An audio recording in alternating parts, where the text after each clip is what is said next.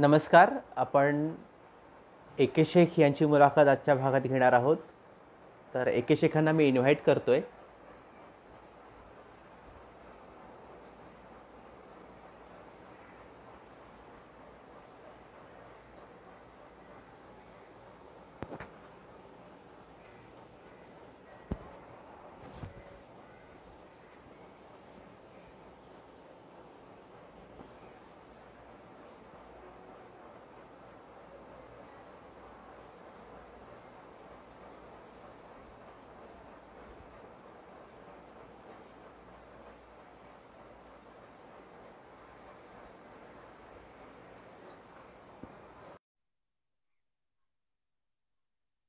A K. शेखांना invitation पाठवलेलं आहे.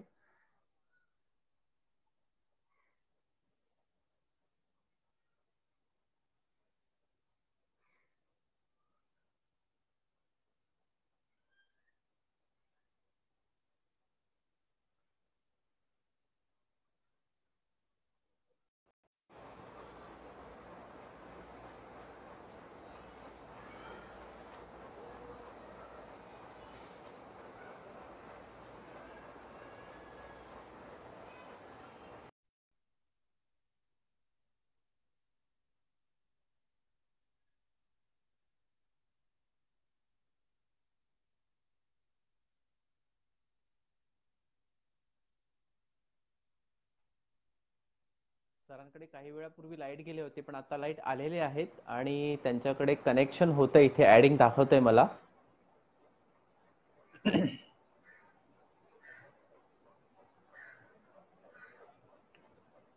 No answer from video guest.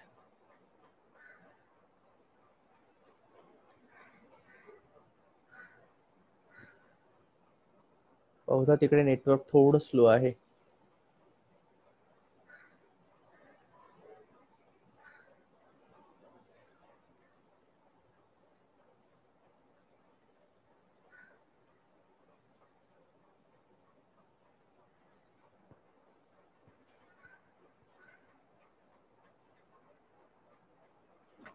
Amardeep, मी तर फोन फ्लाईट मोडला केलाय. तर तुम्ही तिथे मेसेज ठेवता का ए.के. शेखांना की वायफाय वरून सुरू करा म्हणून?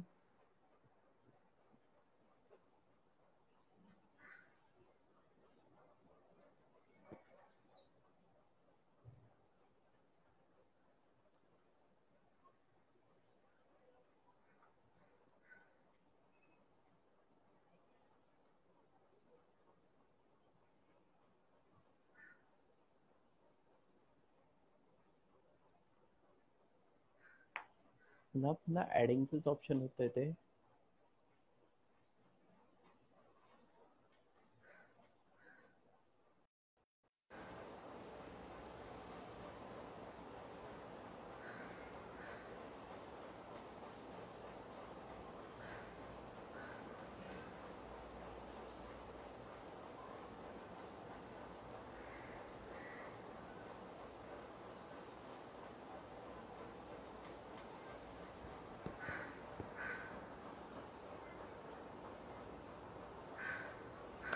मी दुसऱ्या फोनवरून त्यांना फोन केलाय, तेही उचलत नाहीयेत.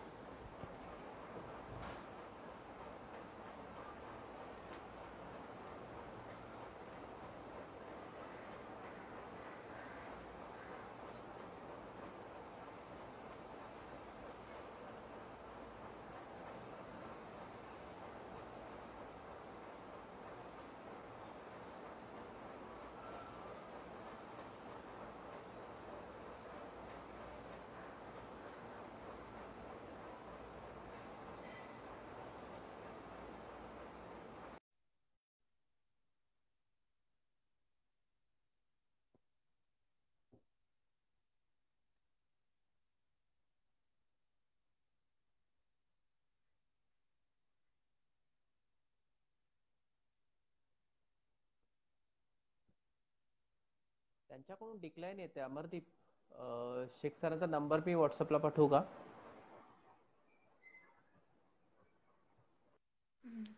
कनेक्टिंग. हॅलो, नमस्कार. एके शेख आलेले आहेत ऑनलाईन. नमस्कार. शेख सर, फोन तुमचा आडवा दिसतोय. हा बोला. फोन आता बरोबर दिसतात तुम्ही. अच्छा, हा, ओके ओके. हा, तर नमस्कार. एके शेखांचं स्वागत आहे. मागच्या भागामध्ये काही तांत्रिक बिघाड होऊन आपला भाग अर्धवट राहून गेला होता आणि शेख सरांची जी गझल राहून गेली होती, हे आतून आतून रडणे, ओठावर हसू उसणे, नैनी जमलेले अश्रू सर्वांच्या नकळत पुसणे. आपण त्या गझल बर. पासूनच सुरुवात करूया, म्हणजे ती एक कंटिन्युटी राहील. आणि मागच्या भागामध्ये काय झालं होतं ते आधी सांगून घेतो रसिकांना, की ज्यांनी कोणी मागचा भाग अटेंड केला नसेल, त्या मागच्या भागामध्ये आपण ज्येष्ठ गझलकार एके शेख यांची मुलाखत घेतली होती, जी काही तांत्रिक कारणामुळे डिस्कनेक्ट झाली होती. त्या भागामध्ये आपण एके शेख यांचे अगदीच पहिल्या पुस्तकापासून ओंजळ, जुलूस माझा या पुस्तकांविषयी चर्चा केली होती. आणि त्या पुस्तकांच्या अनुषंगाने ज्येष्ठ कवयित्री शांता शेळके, ज्येष्ठ संगीतकार यशवंत देव यांच्या काही आठवणींवरती आपण गप्पा केल्या होत्या. आणि तशाच गप्पा आज आपण आणखीन पुढे करणार आहोत. त्या गप्पांचा काही भाग आजच्या रसिकांसाठी आपण पुन्हा घेऊयात. तर एके शेख सर, तुम्हाला विनंती आहे की ज्या गझलवरती आपला भाग डिस्कंटिन्यू झाला होता, ती गझल आपण पुन्हा घेऊया. हे आतून आतून रडणे. ओके ओके, चालेल. रसिकांनो, नमस्कार. गेल्या वेळेस अर्धवट झालेली मुलाखत आज आपण पुरी करूया, थोड्या वेळ बोलूया. जनार्दनची ही अर्थात आवडती गझल आहे आणि ती गझल आपण सुरुवात करूया. त्या गझलेनं आपण सुरुवात करूया. बघा, हे आतून आतून रडणे, ओठावर हसू उसणे, हे आतून आतून रडणे, ओठावर हसू उसणे, नयनी जमलेले अश्रू सर्वांच्या नकळत पुसणे, नयनी जमलेले अश्रू सर्वांच्या नकळत पुसणे, हे आतून आतून रडणे. तू सोडून जाता मजला जगण्याची झाली चोरी, तू सोडून जाता मजला जगण्याची झाली चोरी, आता दिवसाचे फिरणे अन रात्रीचे मुसमिसणे, आता दिवसांचे फिरणे अन रात्रीचे मुसमुसणे, हे आतून आतून रडणे. हृदयाच्या ओल्या जखमा भरतील तुझ्या येण्याने, हृदयाच्या ओल्या जखमा भरतील तुझ्या येण्याने, तोवर एकांता सोबत आठवणी चाळत बसणे, तोवर एकांता सोबत आठवणी चाळत बसणे, हे आतून आतून रडणे. जगण्याची खूण अताशी इतुकीच उरावी मागे, जगण्याची खूण अताशी इतुकीच उरावी मागे, श्वासांचे येणे जाणे, श्वासांचे येणे जाणे, श्वासांचे येणे जाणे, हृदयातून स्पंदन असणे, श्वासांचे येणे जाणे, हृदयातून स्पंदन असणे, हे आतून आतून रडणे. फुलणे विसरून गेलेले हे झाड फुलांचे आता, फुलणे विसरून गेलेले हे झाड फुलांचे आता, बहराया जेव्हा लागे ये आड ऋतूंचे रुसणे, बहराया जेव्हा लागे ये आड ऋतूंचे रुसणे, हे आतून आतून रडणे, सदते मैफल बघ एके, हर्षाने जल्लोषाने, सदते मैफल बघ एके, हर्षाने जल्लोषाने, जाणवते सल हृदयाला, जाणवते त्यांचे नसणे, जाणवते सल हृदयाला, जाणवते त्यांचे नसणे, हे आतून आतून रडणे, ओठावर हसू उसणे, नयनी जमलेले अश्रू, सर्वांच्या नकळत पुसणे, हे आतून आतून रडणे. क्या बात आहे, क्या बात आहे, क्या बात आहे शेख साहेब. आमचे भीमराव धुळबुळ सर आणि माधुरी ताई सुद्धा, माधुरी चव्हाण जोशी ऑनलाईन आहेत. सर्वांना नमस्कार. आता खूप बारीक बारीक बारीक चेहरे दिसतात, त्यामुळे सगळेच पटापटा ओळखू येत नाहीयेत, पण इथे आलेल्या प्रत्येकाचं स्वागत आहे. धनंजय तळवळकर सर आहेत. सर तुमचंही स्वागत आहे. प्रकाश क्षीरसागर आहेत. नयन राजमाने आहेत. अनुपमा उजगरे मॅडम आहेत. नमस्कार मॅडम. वंदना लोखंडे मॅडम सुद्धा ऑनलाईन आहेत. सर्वांचं स्वागत आहे आजच्या भागामध्ये.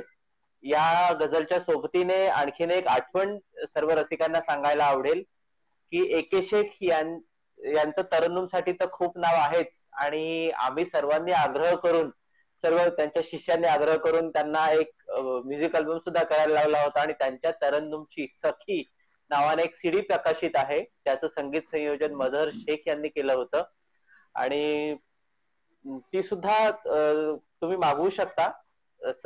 आणि सरांच्या 10 गझल त्याच्यामध्ये तुम्हाला एकत्र ऐकायला मिळतील, आणि सोबतीने अर्थात माझं निवेदन सुद्धा तुम्हाला त्यामध्ये ऐकायला मिळेल. तर ती एक सुंदरशी आठवण आहे. पहिल्या भागामध्ये थोडस तर पहिल्या भागाचा उल्लेख करूया आपण, कारण सगळेच त्यावेळी इथे ऑनलाईन नव्हते, त्यामुळे आपण त्याचा हे करूया. वैशालीताई नमस्कार. वैशालीताई सुद्धा आलेल्या आहेत ऑनलाईन. सर्वांचं स्वागत आहे. आजच्या भागाला थोडासा एक उशीर झाला, थोडं टेक्निकली अडचणीमुळे भाग कनेक्ट होत नव्हता, त्यामुळे सर्वांची दिलगिरी व्यक्त करतो. आणि आपण पुढे जाऊया. पहिल्या भागामध्ये आपण चर्चा केली होती एके शेख यांच्या ओंजळ या संग्रहाविषयी, ज्या संग्रहाला राष्ट्रीय पुरस्कारही मिळाला होता, आणि त्या संग्रहाची प्रस्तावना ज्येष्ठ कवयित्री शांता शेळके यांनी लिहिली होती.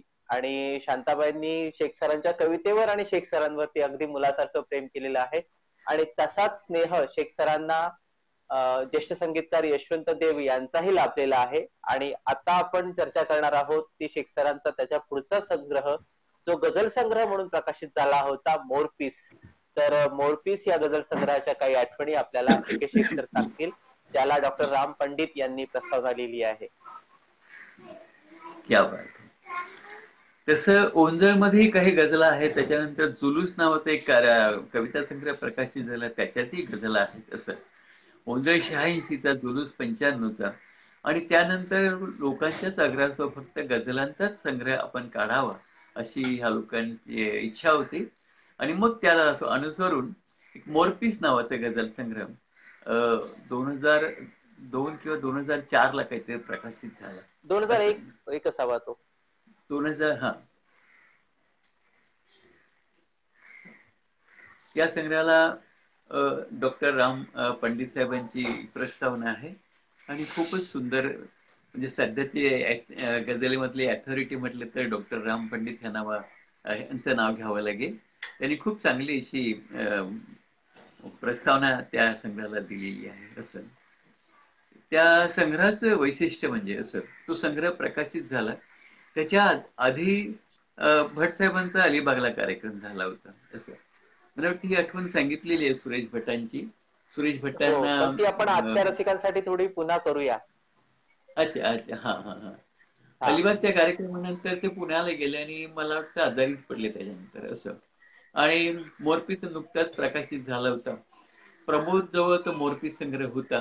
असं त्यांना ऍडमिट केलं होतं हॉस्पिटलमध्ये, आणि प्रमोद भेटायला गेला पहिल्यांदाच, सुरेश भट साहेबांना भेटायला गेला. असं त्याने सांगितलं, हा ये आत ये. त्याला विचारलं, तू कोणाकडे गझल शिकतोयस? तर म्हणे एके शेख सरांकडे शिकतोय. अरे मग ये आत. हातात काय? आणि त्यांचा नुकताच प्रकाशित झालेला मोरपीस संग्रह आहे, गझल संग्रह आहे. प्रमोद आपल्याला तो त्यांनी ऑनलाईन बघतोय सर आता. हा, तर त्यांनी घेतला, प्रमोद चाळला. ऑनलाईन आलाय. हा, अच्छा, हा, क्या बात. तू गझल संघ घेतला, त्याला प्रमोद बरोबर गप्पा मारल्या बरोबर बऱ्याचशा असं. आणि प्रमोद आला निघून असं. त्यानंतर काही दिवसातच ते आपल्यातून निघून गेले, त्यांचं निधन झालं असं. आणि प्रमोद तिथे हजर होता आणि त्यांनी पाहिलं की जेव्हा त्यांचं निधन झालं तर त्यांच्या उशाखाली आपला मोरपीस गझल संग्रह होता. जे आपल्या दृष्टीने खूप मोठी गोष्ट झाली असं म्हणायला पाहिजे. असं ती एक आठवण राहून गेली. हे आठवण राहून गेली. हो. आणि मोरपीस एक प्रमोद खराडे यांच्या शेजारी एक निवेदिता म्हणून एक मुलगी होती आणि ती जे आर्टची स्टुडंट होती. तर तिनं सांगितलं की मोरपिसावर मी मुखपृष्ठ काढणार म्हणे असं. चांगले चित्रकार होते. तिनं मुखपृष्ठ अतिशय सुंदर बनवलं, असं हिरव्या कलरचं, असं खूप छान बनवलं. पण झालं काय की त्याच्यात तिनं ते मोरपीस लिहिलं सुद्धा असं, मोरपीस अक्षरही काढलं त्याच्यावर. पण त्या मोरपीस मधला पी ऱ्हस्व झाला असं, आणि मोरपीसचा पी दीर्घ आहे. आता काय करायचं हा प्रश्न पडला. पण ते निवेदितेचं प्रेम, त्या चित्रावरचं प्रेम, तो तसं ते मुखपृष्ठ आपण छापलं आणि ते सुंदर मुखपृष्ठ आहे. तेवढी मात्र एक चूक त्याच्यात राहून गेली मोरपिसात. ही पण एक आठवण सांगण्यासारखीच आहे असं. आणि मोरपीसची माझ्या आठवणी काही सांगतो की एक छोटीशी आठवण आहे. खरं तर शेख सरांच्या मुलाखतीमध्ये ते इंटरप्शन नको व्हायला, पण त्या मोरपीसचं माझ्याकडनं गाथेसारखं झालेलं आहे की अनेकांनी सुरेश भटांची गझल बाराखडी वाचून आपला गझलचा प्रवास सुरू केला. माझा गझलचा प्रवास मात्र मोरपीस पासून सुरू झालेला आहे. म्हणजे त्याआधी गझला अनेक वाचनात होत्या, पण वृत्तांचा अभ्यास म्हणून जे काही वाचलं असेल ते मोरपीस. मी शेख सरांच्या नेरूळच्या पोस्ट ऑफिस मध्ये जायचो आणि शेख सरांनी त्या मोरपीस मध्ये 100 गझल आहेत आणि प्रत्येक गझल खाली त्या गझलचं वृत्त शेख सरांनी स्वतःच्या हस्ताक्षरात मांडलं होतं, लिहिलं होतं. आणि त्याचे आपण गालगागा म्हणतो तसं शेख सर गुणगुणतात म्हणून ते नारनाना लिहितात. त्यांनी अगदी तक्ती करून नारनाना लिहून याच्या मात्रा किती, त्याच्या मात्रा किती असतं आणि याच्यानुसार असा अभ्यास करायचा. अशी मला ती 100 गझलांची बाराखडी करून दिली ती शेख सरांनी. आणि तिथून माझा तो सगळा प्रवास सुरू झालेला आहे. आणि नेमकी आपण जुलै महिन्यामध्येच करतो आहोत आणि मला 2002चा जुलै आठवतो. आता या घटनेला 18 वर्ष झाली. इलाहींच्या पुस्तकाचं प्रकाशन होतं औरंगाबादला आणि ते पुस्तक माझ्या सोबतच होतं आणि मी एका ठिकाणून कामावून येत होतो आणि बाईकच्या डिकीला तेव्हा काहीतरी अडचण झाला होता. ती एका वाटेमध्ये अख्खी बॅगच माझी पडली आणि त्यामध्ये ते मोरपीस गेलं आणि मी शेख सरांना फोन करून रडलो होतो. ते म्हणाले, अरे आपल्याकडे मोरपीसच्या कॉपीज आहेत भरपूर, त्यासाठी काय. पण म्हणत कॉपीज भरपूर असतील पण त्या संग्रहावरती तुम्ही घेतलेली मेहनत सगळी होती. ते बोलतात आपली मेहनत काही पाण्यात जाणारी मेहनत नाहीये, ती मेहनत पुन्हा उगून येणारी आहे, ती गाथा आहे. आणि खरोखर तसं झालं. मी औरंगाबादवरून पुन्हा येईपर्यंत शेख सरांनी पुन्हा एक पुस्तक तसंच्या तसं 100च्या 100 गझलांवरती स्वतःच्या हस्ताक्षरात पुन्हा नारनाना आणि पुन्हा ती तक्ती मांडून पुन्हा तेवढी मेहनत घेऊन पुन्हा एक पुस्तक तयार करून ठेवलं. आणि पुढच्या शनिवारी मला त्यांनी ते पुस्तक पुन्हा भेट दिलं. म्हणजे शेख सरांनी आपल्या विद्यार्थ्यांना घडवण्यासाठी इतकी मेहनत घेतलेली आहे. त्या निमित्ताने त्याचं तुम्हाला काय सांगावंसं वाटलं. जनार्दन, त्याचं काय, जनार्दन आणि प्रमोद हे सगळ्यात लाडके शिष्य ना. त्यामुळे एवढे कष्ट घेतले असतील. कारण बरं, ते दुसरी काय, अक्षरशः दोनदा जनार्दन. लिहिण्यासारखं होतं ते पुस्तक. आपण एक सखीची पण आठवण घेऊयात आता. हा, तर मोरपीसच्या नंतरचा एक खूप मोठा कालावधी आहे. सुरुवातीलाच अश्रूंची गझल शेड्याला सांगितली काय, त्यामुळे मला आता दुसरी आसवांची आणखीन एक गझल आठवली, ते मी सादर क्या करतो बात आहे. बरं. इर्शाद. अपुल्याच आसवाना उसण्यात जन्म गेला, अपुल्याच आसवाना उसण्यात जन्म गेला, लपवून दुःख चैनी दिसण्यात जन्म गेला, लपवून दुःख चैनी दिसण्यात जन्म गेला, अपुल्याच आसवाना पुसण्यात जन्म गेला. आयुष्य वेचले मी हाती असेन काही. आयुष्य वेचले मी हाती असेन काही. धावून मृग जळाला फसण्यात क्या जन्म बात है. गेला. आपुल्याच आसवाना पुसण्यात जन्म गेला. हा जन्म शापिताचा, हा यज्ञ भाकरीचा. हा जन्म शापिताचा, हा यज्ञ भाकरीचा. घेऊन सोबतीला वसण्यात जन्म गेला. आपुल्याच आसवाना पुसण्यात जन्म गेला. त्यांना कशा कळाव्या या वेदना उरीच्या. त्यांना कशा कळाव्या या वेदना पुरीच्या. दुसऱ्यास फक्त त्यांचा हसण्यात जन्म गेला. आपुल्याच आसवाना पुसण्यात जन्म गेला. जे पाहिजे स्वतःला, जे पाहिजे मनाला. जे पाहिजे स्वतःला, जे पाहिजे मनाला. असण्यात जन्म गेला, नसण्यात जन्म गेला. आपुल्याच आसवाना पुसण्यात जन्म गेला.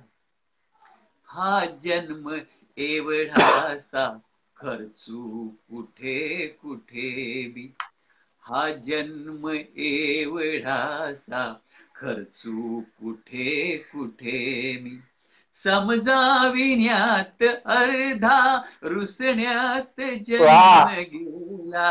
आपुल्याच आसवाना पुसण्यात जन्म गेला.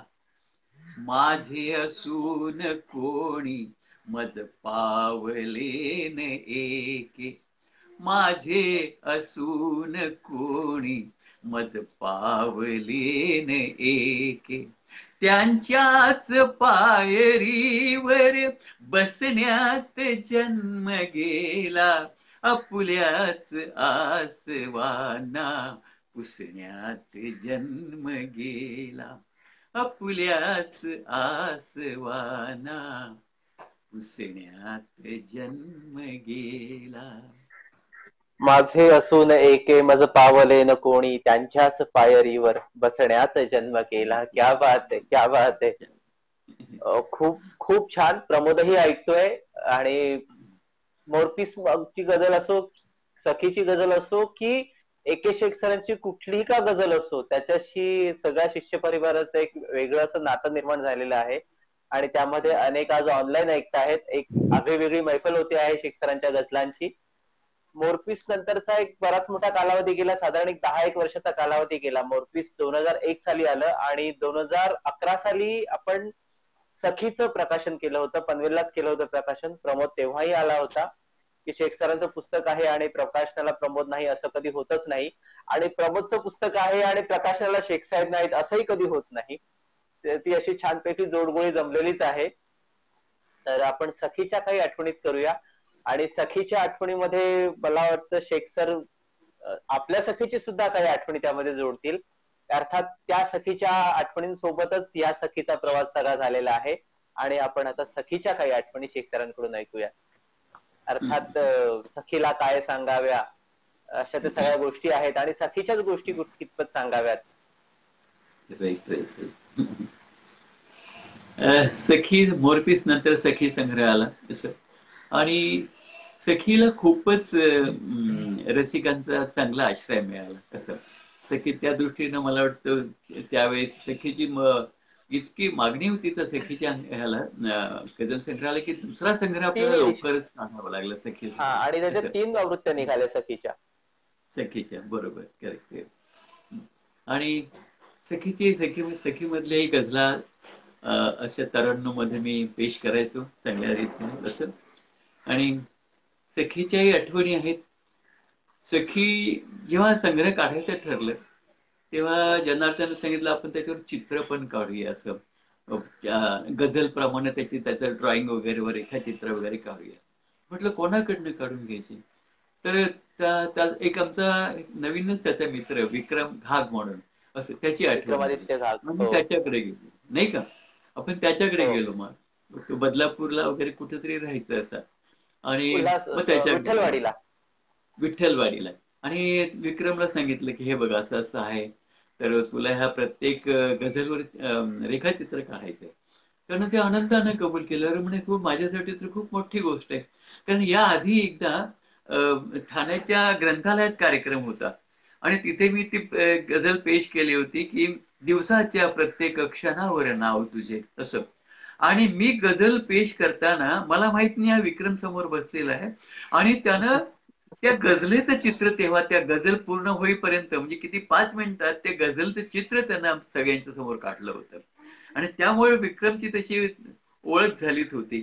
त्यामुळे सखीचं हे आव्हान त्यानं स्वीकारलं आणि मग सखीच्या प्रत्येक गझलवर त्यानं खूप सुंदर असं रेखाचित्र काढलेलं आहे.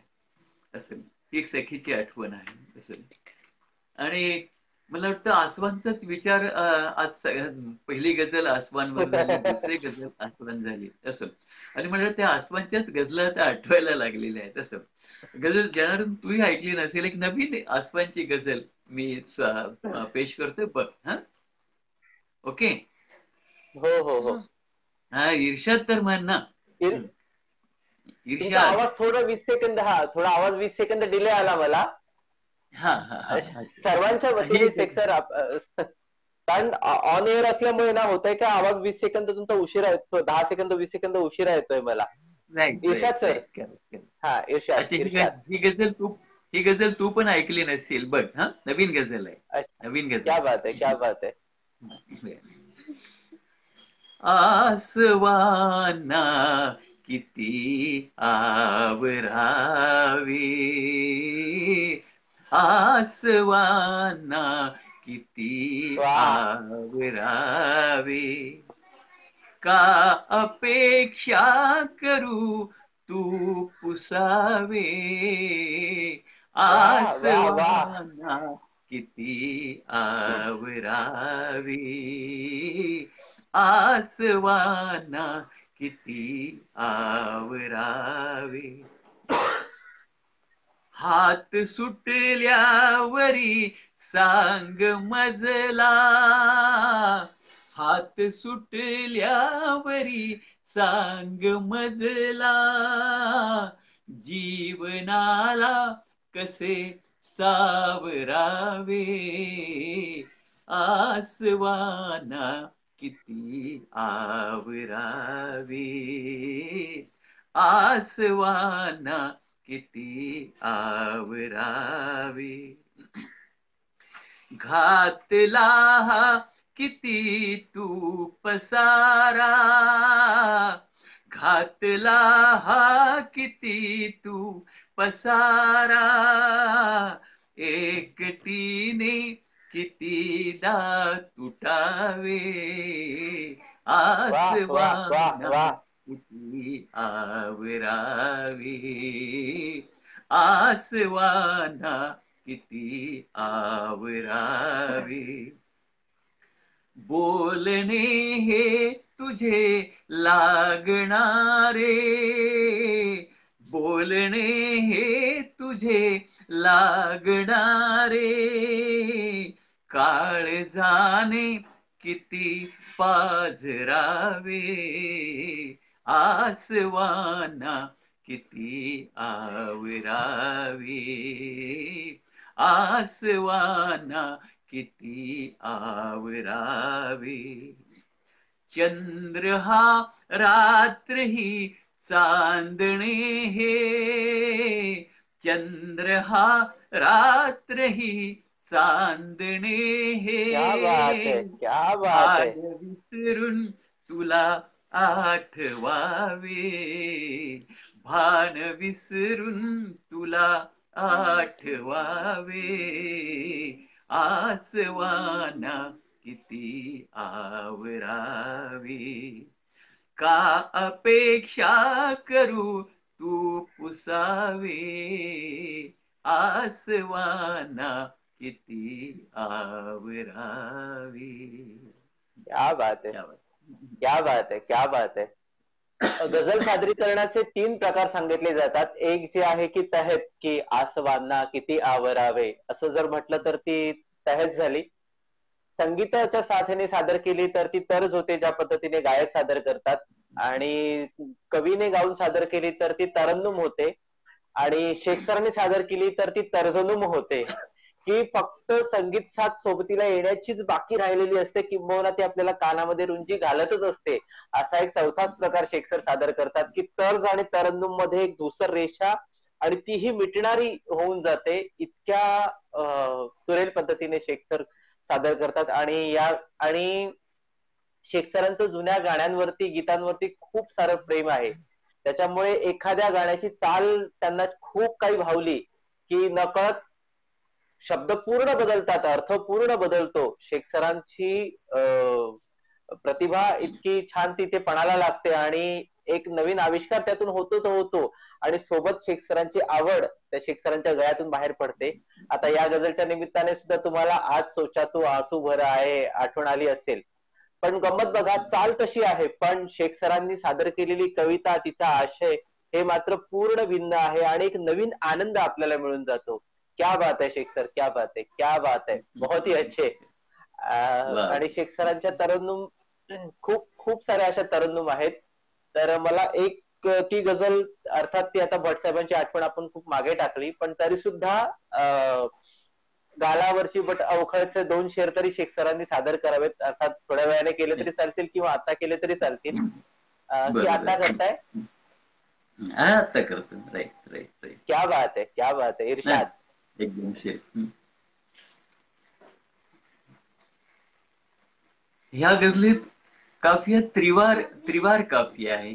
3 वेळा काफिया रिपीट होतो ह्या गझलीत. असं असं ही ज्यावेळेस ही गझल लिहिली गेली आहे त्यावेळेस भीमराव भीमराव पांचाळे सर, आम्ही आम्ही सगळे मिळून काय करायचो, तरी गझलचा मुशायरा घ्यायचो दर महिन्याला. आणि तो एकेकाच्या घरी असायचा. मनोहर रणपिसे असायचे, सदानंद डबीर असायचे, ह्याच्यात राजीव तांबे असायचे, बरीच मोठे मोठे मोठे अलीकडचे गझलकार त्याच्यात असायचे. असं आणि दर महिन्याला आम्ही एक मुशायरा घ्यायचो. तर तो मुशायरा पनवेलला घेतला होता आम्ही, दिलीप पांढरपट्टे सरांच्या घरी, ते पनवेलला राहायचे त्यावेळेस, त्यांच्या घरी घेतला होता.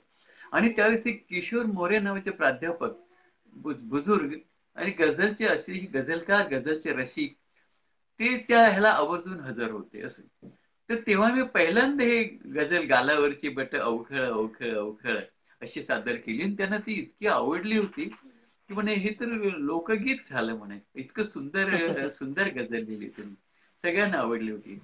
त्यानंतर मग काही दिवसांनी सुरेश भट साहेबांचा कार्यक्रम अलिबाग मध्ये झाला.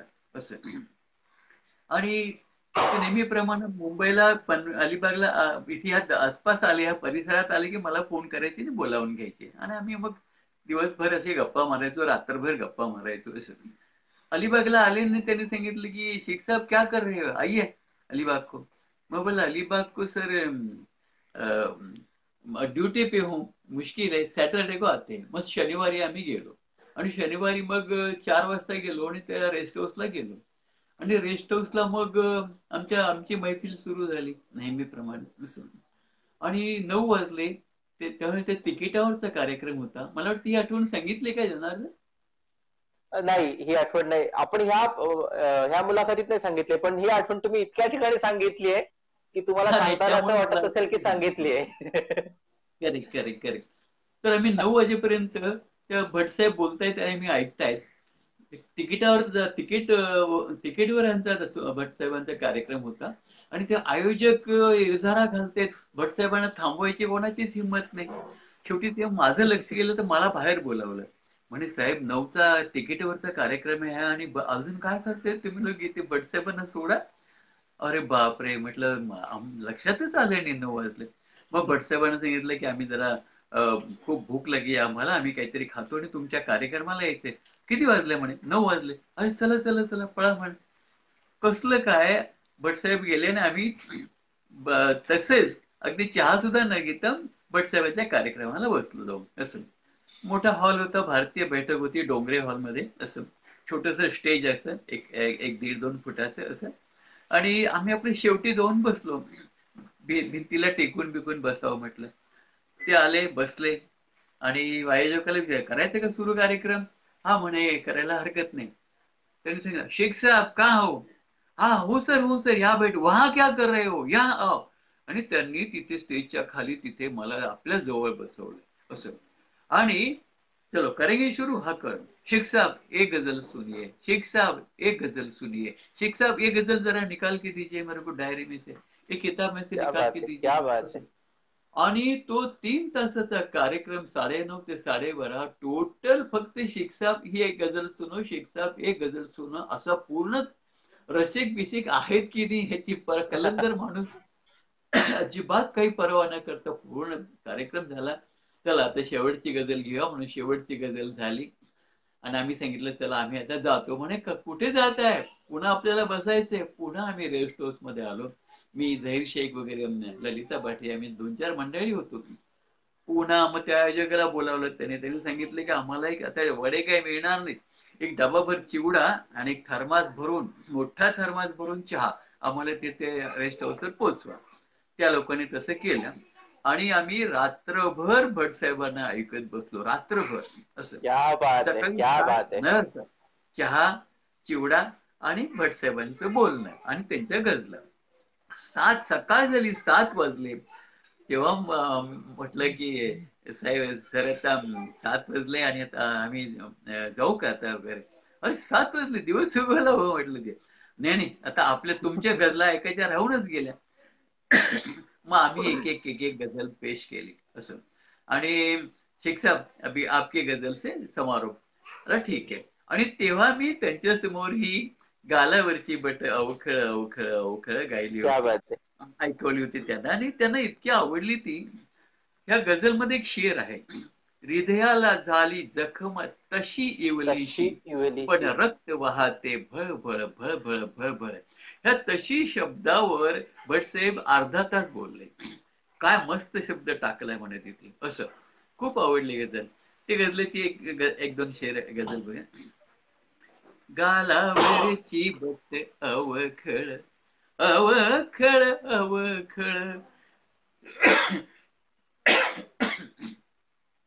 गालावरची बट अवखळ अवखळ अवखळ, अंत्यावर हसणे खळ खळ खळ खळ खळ खळ, अंत्यावर हसणे खळ खळ खळ खळ खळ खळ, गालावरची बट अवखळ.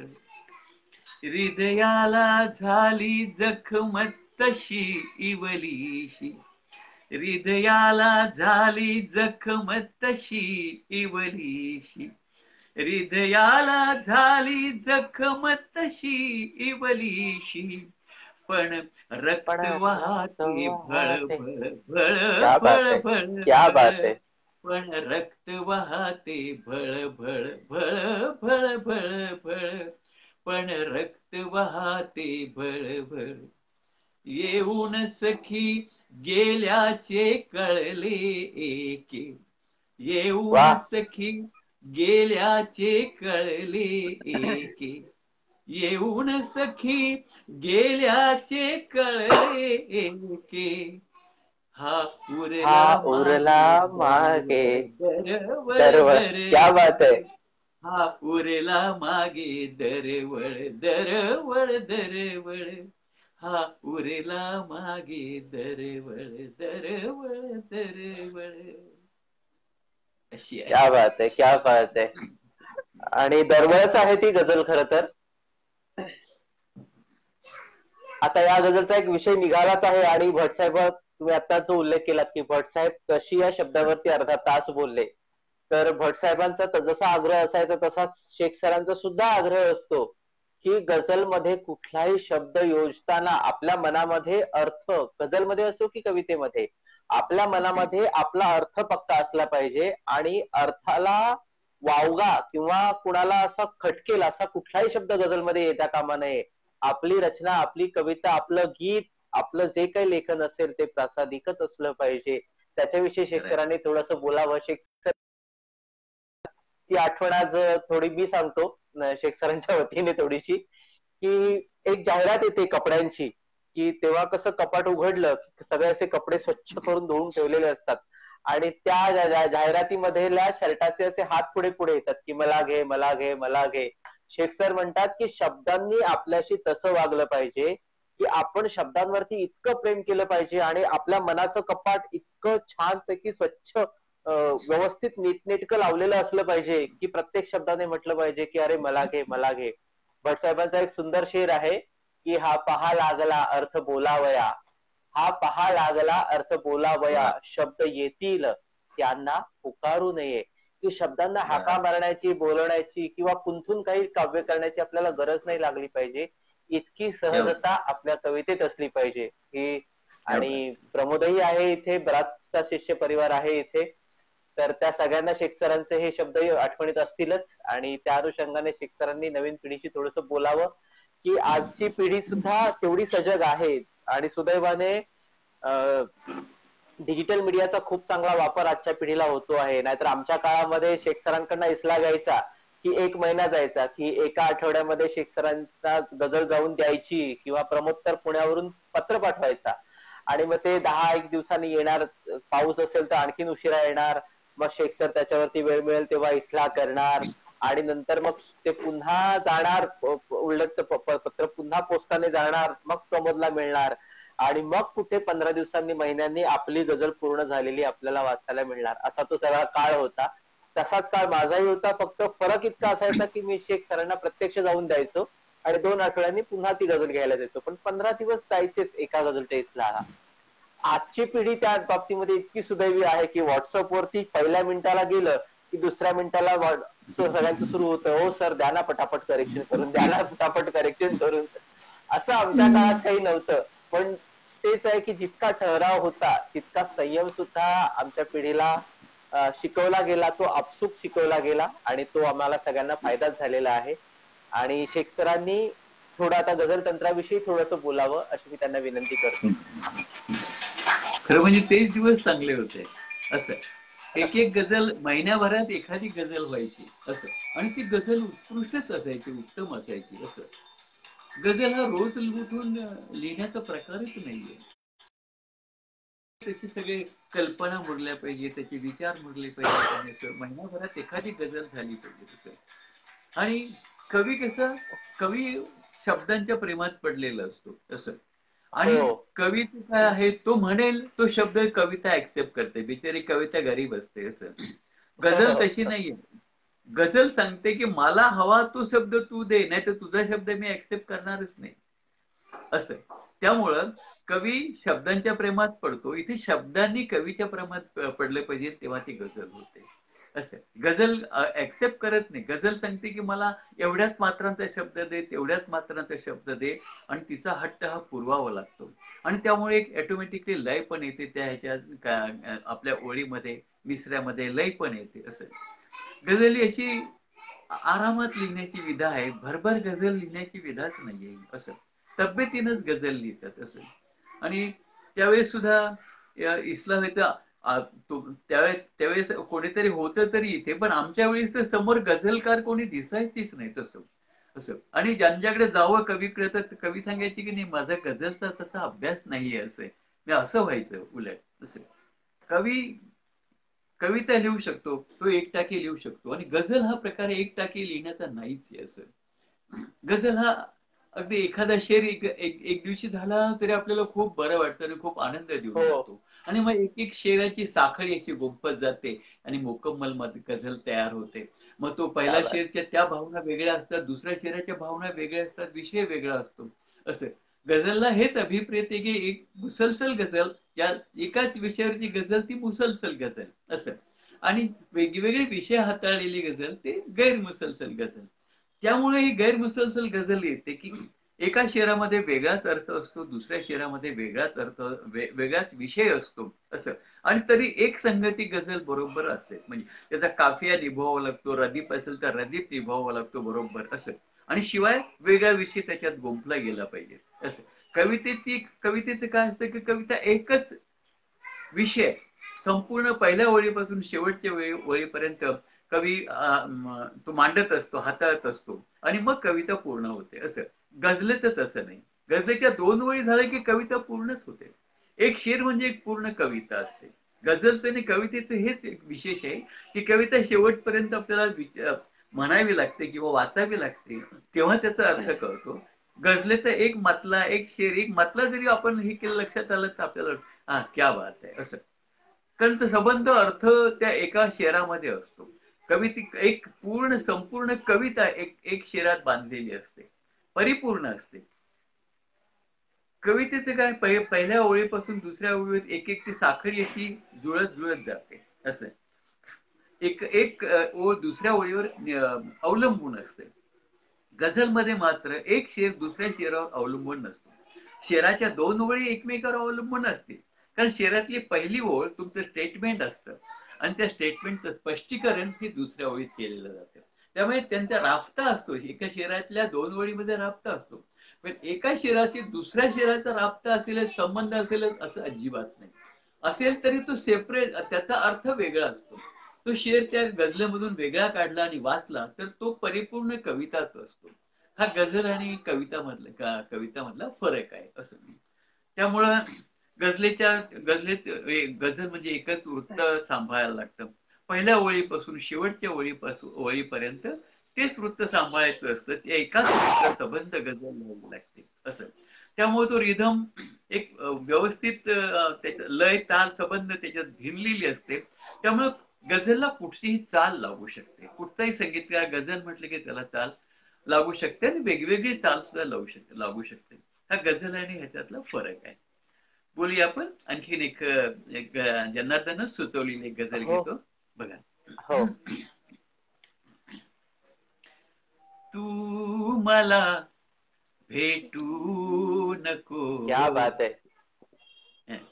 तू मला भेटू नको, नाराज असल्यासारखी. तू वाह. मला भेटू नको, नाराज असल्यासारखी. तू अशी वागू नको, तू अशी वागू नको, प्रेमात नसल्या सारखी. क्या बात है. क्या बात है. तू मला भेटू नको, नाराज असल्यासारखी. हास तू गे हास तू गे चेहरा खुलतो कसा हसल्यावरी. हास तू गे चेहरा खुलतो कसा हसल्यावरी. का परीक्षेला जशी, का परीक्षेला जशी दिसतेस बसल्या वाह. सारखी. तू मला भेटू नको, नाराज असल्यासारखी. मी गुलामासारखा आहे, तुला हे मान्य ना. मी वाह. गुलामासारखा आहे, तुला हे मान्य ना. काय चुकले सांग का, काय चुकले सांग का, आहेस रुसल्या सारखी. तू मला भेटू नको, नाराज असल्यासारखी. वाट ही आहे फुलांची, साथ दे हळवी तुझी.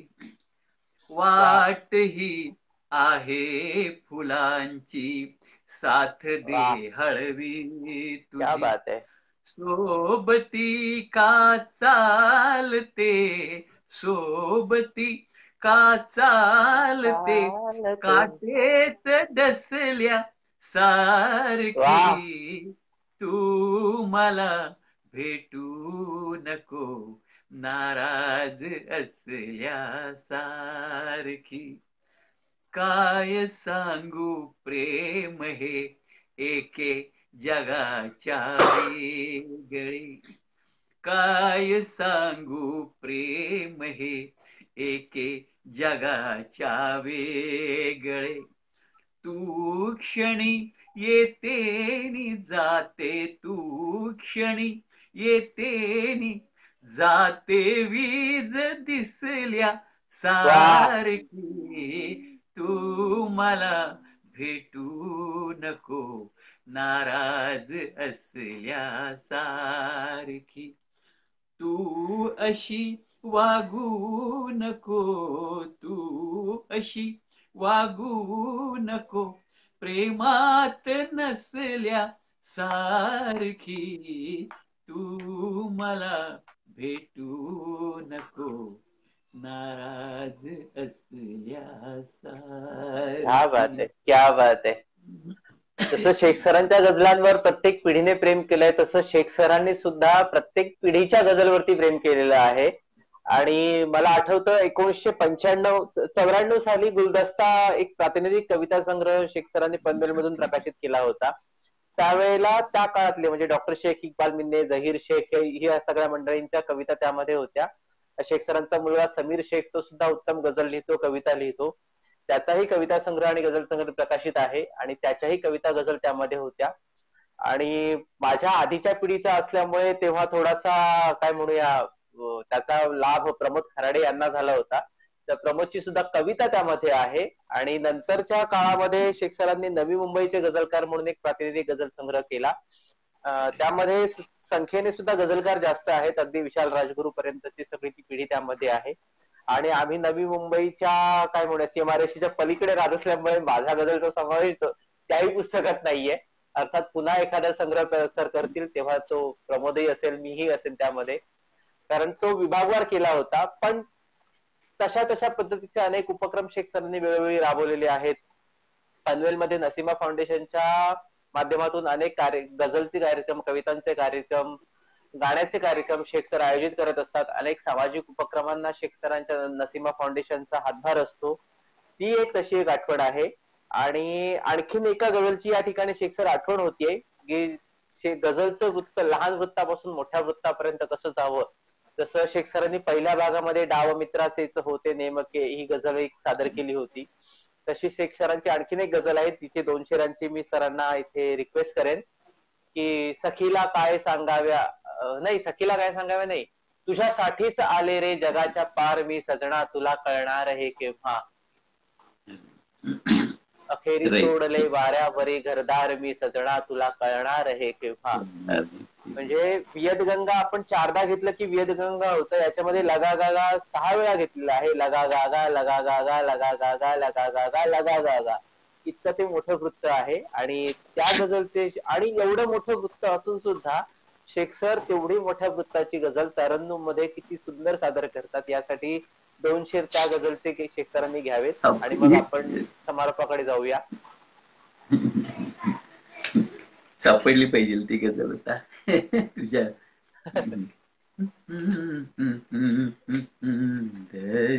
त्या तो शेख सर गझल शोधतात तोपर्यंत हा बोल काहीतरी. आपण हा शेख सर गझल शोधतच आहेत.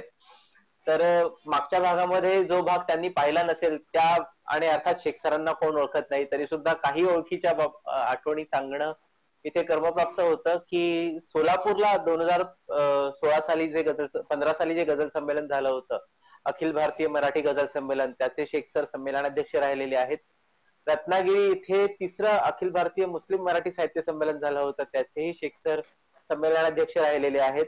आणि ही खूप मोठी पर्वणी आहे. बहुधा शेख सरांना गझल मिळालेली आहे. इर्शाद. तू त्या प्रातिनिधिक संग्रहांचा उल्लेख केला. तसंच आता एक प्रातिनिधिक संग्रह काढलाय नव्या मुंबईच्या गझलकाराच्या नंतर, गझल वेल म्हणून प्रातिनिधिक संग्रह काढला. त्यात मात्र क्या बात है. पनवेलचेच फक्त आहेत, फक्त पनवेलचेच अच्छा. गझलकार आहेत. आम्ही जे भीमरावांनी आम्हाला ते घालून दिलेली तरी मुशाऱ्याची जी पद्धत होती ती आम्ही इथे पनवेलला राबवली. आणि ते हम्म. 25-30 असे लोक आहेत की आम्ही दर महिन्याला भेटतो. आणि इथे बीएड कॉलेज आहे, त्यातल्या प्रिन्सिपॉल चांगल्या परिचय आहेत, त्यांनी त्याचा कॉन्फरन्स हॉल कायमचा देऊनच टाकलाय मला दर महिन्याला असं. वा वा वा आणि वा वा. तिथे आणि तिथे तो आमचा तरे मुशायरा होतो. त्याच मुशायऱ्यामध्ये एक नवीन ओळ दिलेली जाते आणि त्या ओळीवर हुकूम गझल आणि आपली स्वतःची गझल अशा 2-2 गझला मी त्या मुशायऱ्यामध्ये पेश करतो. आणि अशा सगळे असे 25-30 गझलकार तयार झाले एकट्या पनवेलला.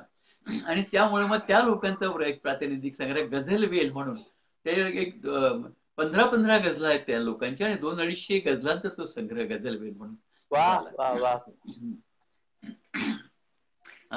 हे एक मोठ्या बेरची गझल, ह्याच्यातले काही शेर पेश करतो बघ. तुझ्यासाठीच आले रे जगाच्या पार मी सजना, तुला कळणार हे केव्हा. तुझ्यासाठीच आले रे जगाच्या पार मी सजना, तुला कळणार हे केव्हा.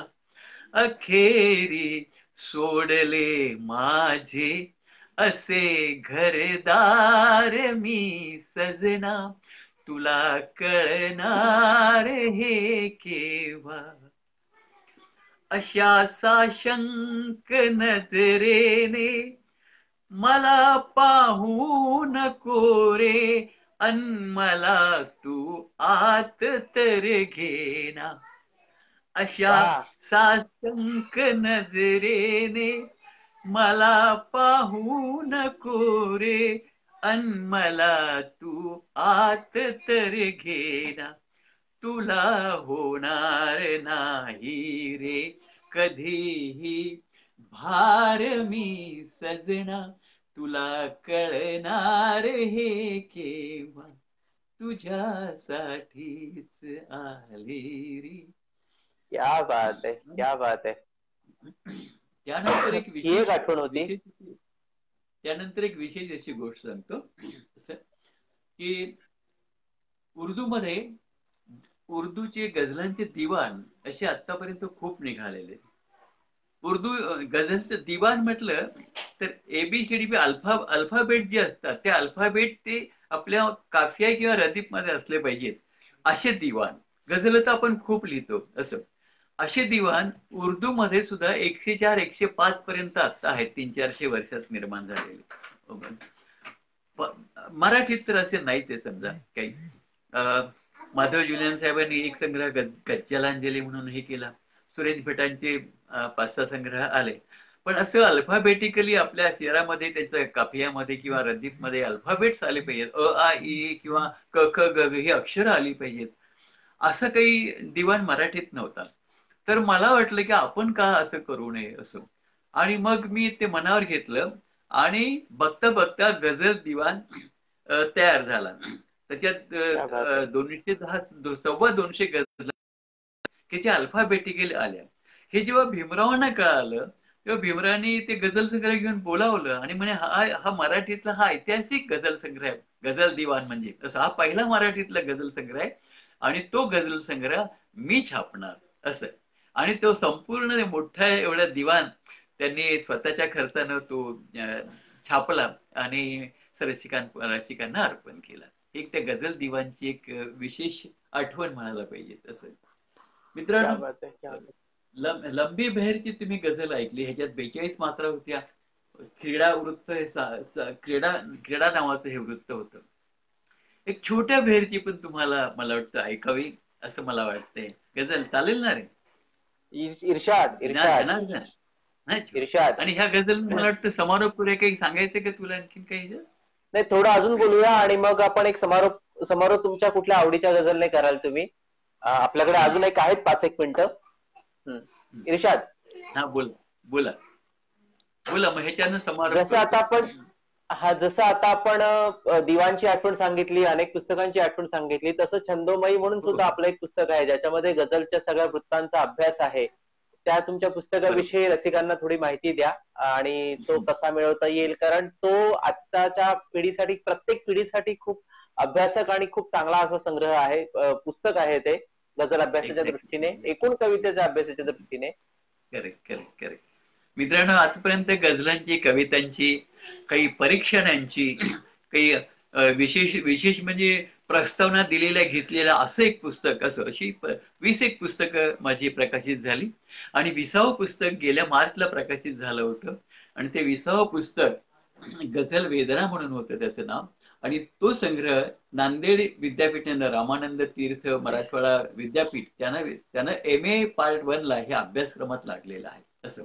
आणि त्याच्यातली एक गझल, बाप नावाची गझल, ती मुंबई विद्यापीठानं FIBA च्या अभ्यासक्रमात अनिवार्य सब्जेक्ट खाली ती एक गझल त्यांनी घेतलेली आहे. क्या हे बात सर्व आहे, क्या बात आहे. मोठ्या पातळीवर झालेलं कौतुक असं म्हणायला पाहिजे. तसं आम्ही जेव्हा गझल शिकलो, तर सुरेश भटांची गझलांची बाराखडी म्हणून एक पुस्तिका होती. ते पुस्तिका आम्हाला पाठवायची. पण त्या पुस्तिकेतनं तसं विशेष काही कळायचं नाही असं. जी पुस्तकं एल्गार मध्येही त्यांनी छापलेली आहे असं. मग आता गझलांचा कार्यक्रम झाले की लोक विचारायचे, आम्हाला समजावून सांगा वगैरे. असंच एक वेंगुर्ल्याला कार्यक्रम होता आणि तिथे एक ऍडव्होकेट देवदत्त परोळीकर म्हणून भेटले. तर त्यांनी सांगितलं, तुम्ही हम्म. गझलांची खूप माहिती छान सांगतायत, तंत्र मंत्र सगळं सांगतायत, पण हे पुस्तक रूपाने येऊ देत. आणि मग त्याच्यानंतर गझल एक गझल पुस्तिका आली. त्याच्यात 3-4 आवृत्त्या, हजार हजार पुस्तकांच्या त्या आजपर्यंत प्रकाशित झाल्या. ती पुस्तकं वाचली. म्हणजे गझल म्हटलं की नको रे बाबा, साधा कवी, आपला कवी म्हणतो की ना, गझलेच्या वाटेला नको जायला वगैरे, असं जी काही भूमिका होती कवींची, लिहिणाऱ्यांची, असं ती पुस्तकं वाचली तर ती भूमिका त्यांची जाऊन ते कवी चांगली गझल आज लिहायला लागलेले आहेत असं. गझल फार एकदा अवघड आहे असं काही नाही. थोडंसं वृत्तांचा अभ्यास, शब्दांचा अभ्यास, शब्दसंग्रह तुमच्याकडे असला की कोणीही माणूस गझल आरामात लिहू शकतो. आणि जो गीत लिहितो तर तो एकदम आरामातच, एकदम म्हणजे पटकन गझल त्याला लिहू शकतो. पण प्रत्येक कवी सुद्धा, मला वाटतं, मी तर म्हणेन की प्रत्येक कवीने आव्हान म्हणून गझलेचं स्वीकारावं आणि त्याने गझल लिहायला सुरुवात करावी. मी तर, माझ्याकडे तर टेलिफोन नंबर आहे, तो माझा 24 तास चालू होते, कधी ऑन ऑफ कसं भानगडच नाही करत असं. आणि केव्हाही रसिकांचे फोन येतात, कवींचे, गझलकारांचे फोन येतात, आणि त्यांना त्यांना जे हवं ते मार्गदर्शन मी केव्हाही रेडी असतो त्यांना मार्गदर्शन करायला असं. असा हा गझलेचा प्रवास चाललाय. त्यामुळेच अनेक अनेक गझली तयार व्हायला लागले. तसं त्यावेळेस 10-12 गझलकार होते आणि आज पाहिलं तर 200-400 गझलकार मला वाटतं मराठीत असतील. आज सगळ्या महाराष्ट्रात असतील आणि चांगले चांगले गझल लिहायला लागले. कारण त्यांच्या पुढे हा गझलांचा सागर आहे. त्यांचा अभ्यास केला की आपण काहीतरी वेगळं गझलामध्ये टाकू शकतो, हे त्यांचा कॉन्फिडन्स आहे, आत्मविश्वास आहे. आणि एकापेक्षा एक चांगले लिहित. पण जशी संगीतात तशी गुरु शिष्य परंपरा आहे, तशी गझलेमध्येही गुरु शिष्य परंपरा आहे. उर्दूमध्ये गुरु शिष्य परंपरा आहे. त्यामुळं तो गझलकार गझल लिहिली की तो आपल्या गुरुला दाखवतो आणि इस्ला करायला सांगतो. ते गझल लिहिण्याची हीच एक हे आहे की आपण गझल लिहिली आपण असं. आपलं आपल्याला कळतच असं नाही, त्याच्यातल्या काही एखादी बारीकशी चूक असे राहून जाते. तीच गझल आपण एक आठवड्याभरानं पुन्हा गुणगुणायला लागलो किंवा पाहिली तर आपल्याला त्याच्यातलं कळतं. अशी महिनाभर ती प्रक्रिया चालू ठेवायची आणि त्यानंतर मग असे सिनियर गझलकारांना ते दाखवायची, हे बघा आता माझी गझल तयार आहे, जरा ह्याच्यात काय इस्ला करा. आणि मग एखादी चूक, बारीक एक चूक राहिली तर मग तो इस्ला करतो. ही गुरु शिष्य परंपरा गझलेनं जपलेली आहे आणि मला वाटतं त्या नवीन गझलकारांनी ती जपावी अशी मी त्यांना नम्र विनंती करतो. गझलेवर खूप या खूप बोलता येईल. छंदोमयी पुस्तकाचा आणखीन एक गुण सांगायला आवडेल की जसं शेख सरांनी दिवाण विषयी सांगितलं की ते अल्फाबेटिकली आहे, तसं छंदोमयी मध्ये शेख सरांनी अगदी 2 मात्रा, 3 मात्रा, 4 मात्रा, 5 ची माहिती त्याच्यामध्ये दिलेली आहे. त्याच्यामुळे आपल्याला अभ्यासाला सुद्धा ते पुस्तक खूप सोपं जातं, की आता समजा 24 पात्रांचं वृत्त आहे, तर आपण 24 पात्रांचं वृत्त कुठे असेल ते शोधायला फार त्रास नाही पडत. हा, 22-23 पात्रानंतर आपण 24 पात्रांचं वृत्त असेल किंवा आपण पटकन जास्त पानं पालटली आणि 30व्या मात्रेपर्यंत गेलो असो, 28व्या मात्रेपर्यंत गेलो असो, तर आपल्याला कळतं की नाही, आता आपल्याला मागे यायचंय आणि मागे असेल 24 पात्रांचं वृत्त. इतकं ते शोधायलाही सोपं जातं लक्षात ठेवायला सोपं जातं. हा 2 मात्रांचं वृत्त अमुक, 4 मात्रांचं वृत्त पुष्प. 4 मात्रांच्या वृत्तामध्ये आमच्या प्रमोद खराडेने सुंदर गझल सुद्धा लिहिलेली आहे. त्याला संगीता जोशींनी एका कार्यशाळेतच तो टास्क दिला होता. तर गप्प का तू बोल थोडे आसवांना मोल थोडे, अशी ती गझल त्याने लिहिलेली आहे. गप्प का तू बोल थोडे आसवांना मोल थोडे, अशी ती थोडे हा रदीफ घेऊन त्याने गझल लिहिलेली आहे ती. आणि अशी बरीचशी उदाहरणं मित्रांनो, त्याच्यामध्ये आहेत. जुन्या पिढीच्या आणि आजच्या पिढीच्या अनेक गझलकारांच्या गझलांना त्या संग्रहामध्ये त्या पुस्तकामध्ये शेख सरांनी स्थान दिलेलं आहे. त्यामुळे ते पुस्तक जे आहे ते एक अगदी वाचनीय, रंजक आणि अभ्यासाला उपयुक्त असं सर्वांग सुंदर पुस्तक झालेलं आहे. सगळ्यांनी ते छंदमय पुस्तकाचा जरूर अभ्यास करावा, जरूर मागवावं ते पुस्तक. आणि आपण समारोपाकडे जाऊया. पुन्हा एकदा आमचे अमरदीप वानखडे आणि वैशाली मोहिते यांचे मनापासून धन्यवाद की हा दुसरा भाग करण्याची सुद्धा त्यांनी आम्हाला अनुमती दिली आणि दुसरा भाग रसिकांच्या सेवेमध्ये आज आपण सादर करतो आहोत. आपण शेख सरांची गझल ऐकूया. हो मित्रांनो, गझल एक गझल मध्ये एक 20-22 वृत्त, सोपी वृत्त त्याच्यात दिली आहेत. माधव लिलोने तर 1000च्या वर वृत्त लिहून ठेवलेली आहेत. पण आपल्या गझलेला उपयोगी पडणारे 100-125 वृत्त आहेत. त्याच्यातले 15-20 वृत्त त्या गझल एक गझलमध्ये दिली होती. म्हटलं तर आणखीन काही वृत्त आहेत त्याची माहिती रसिकांना देऊया, म्हणून ते छंदाक्षरी नावाचं एक पुस्तक काढलं. असं त्यामध्ये काय केलेलं की अनेक वृत्तांची माहिती आहे आणि त्याबरोबर त्या वृत्तामध्ये मराठी भावगीत कुठचं आहे किंवा उर्दू गझल कुठची आहे, उर्दू फिल्मी गीत कुठचं आहे ह्याची त्याच्यात माहिती आहे. त्यामुळे ते अतिशय इंटरेस्टिंग असं झालंय छंदाक्षरी पुस्तक. मित्रांनो, आपण त्या पुस्तकांचा आस्वाद घ्या. एक शेवटची छोट्या बेरची गझल मी आपल्याकडे सादर करतो आणि मला आपण सहन केलं त्याबद्दल जनार्दनचे आणि सगळ्या रसिकांचे आणि वैशालीताईंचे आभार मानतो. आणि शेवटच्या गझलेने आपण समारोप करूया. हवं तर पुन्हा भेटूया. गझलेवर खूप बोलण्यासारखं आहे. ही शेवटची गझल बघा. छोटी बयार, ह्याचे वृत्त आहे, ह्याच्या मात्र 12 आहेत आणि वृत्ताचं नाव मात्र कादंबरी असं मोठं नाव आहे त्याच्यात. हा एक विरोधाभास बघा. मी कशी बांधू बरे फक्त वाळूची घरे, मी कशी बांधू बरे फक्त वाळूची घरे, तेच दुःखा जाणती, तेच दुःखा जाणती काळजाच्या झरे, तेच दुःखा जाणती काळजाच्या झरे, मी कशी बांधू बरे फक्त वाळूची घरे. भावनांचे प्रश्न हे, भावनांचे प्रश्न हे कायद्याची उत्तरे, भावनांचे प्रश्न हे कायद्याची उत्तरे, मी कशी बांधू बरे फक्त वाळूची घरे. क्या बात आहे. केवढा अंधार हा, केवढा अंधार हा एक पणतीने सरे, केवढा अंधार हा एक पणतीने सरे, मी कशी बांधू बरे फक्त वाळूची घरे.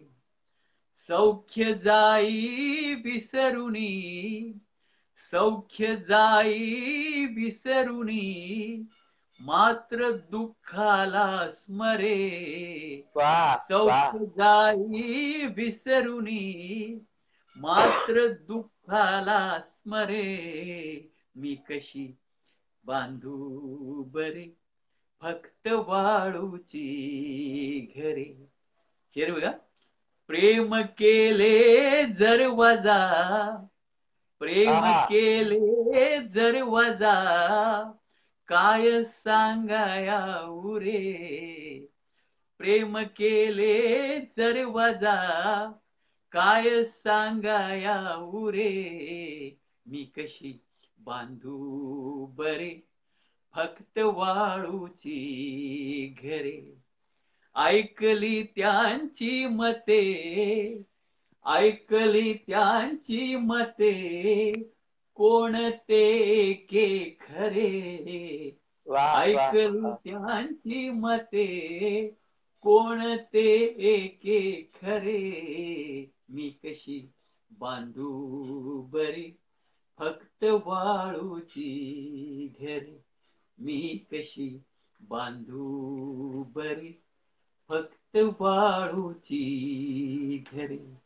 रसिकांनो, खूप खूप धन्यवाद. मला वाटतं एखाद्या पणतीचं मी काम करतोय असं मला वाटतं. त्याचा मला अभिमानही आहे.